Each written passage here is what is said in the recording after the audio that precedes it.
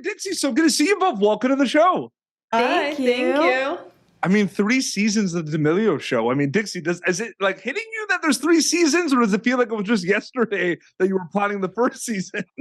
I mean, I feel it's been so long, but also feels like yesterday.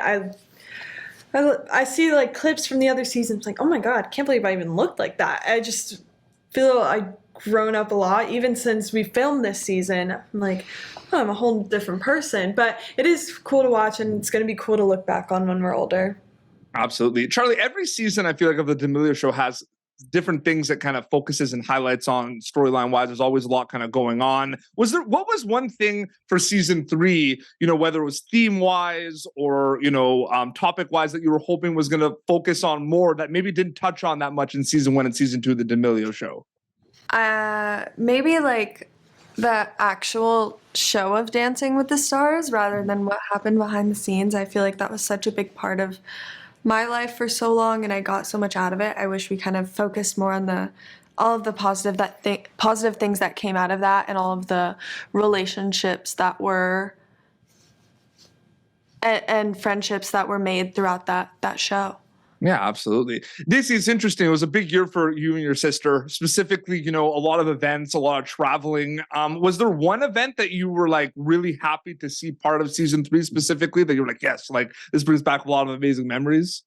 I think the Kids' Choice Awards is probably the coolest because it was so fun watching Charli, and you've met so many amazing friends from that whole process that are now in my life and I love, and so kind and sweet. So I think that was a big moment that you wouldn't, like, obviously it was a big event, but I didn't think it would affect your life so much long term. Yeah, I think so much. Like, I genuinely met some of, I think, my most true friends I've met since all of this has started through that show. And I'm so thankful to have those people in my life now, and to think that it was something I almost said no to was like, it's just kind of crazy to me. It's like a nostalgic thing too, right? I mean, we like you grew up watching the Kids' Choice Awards, and recently both of the VMAs. Like, it's pretty crazy, right? And then like snap your fingers, it's like boom, you're there.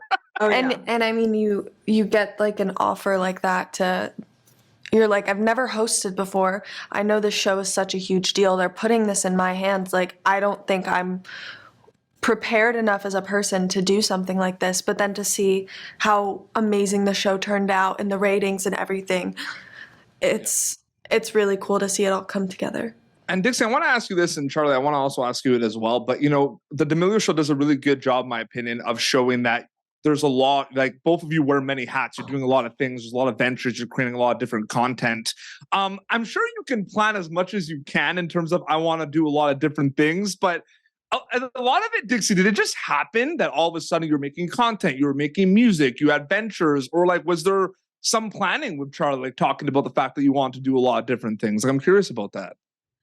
I think we both just weren't sure what we were going to do. I mean, I was getting ready to go to college. Charli was in high school. I mean, you're not really supposed to know what you want to do at 15 and 18. So now I have all these opportunities to try everything. I'm going to try everything. And I think we both have done a good job at finding our lanes. And I think Charli still is figuring out what her next steps are. But I think especially being together as a family and doing the business stuff and D'Amelio footwear has been really fun for both of us, because Charli's so good at that and so good in meetings and just being in charge. So I think it's a lot of fun. Absolutely. And Charli, it's interesting, just like the content creation and consistently kind of putting out content. I mean, at some point, that was just something you were doing every day and everything. Was it also interesting on the D'Amelio show with the fact that, content was basically being always kind of captured when you were making that show, because there was like cameras everywhere? But like, were you used to that a little bit with your content, or did it feel pace-wise a lot different with the D'Amelio show? It's definitely a lot different. It's like a whole new ball game. There's people in your house, there's lighting, there's getting mic'd up before you enter a room. It's a lot different than just setting up your phone and making a little video. And I think when we're going through times where we're filming, it's such an emotional time, just because you're on camera so much and they're catching you at the good, bad, ugly, all of it.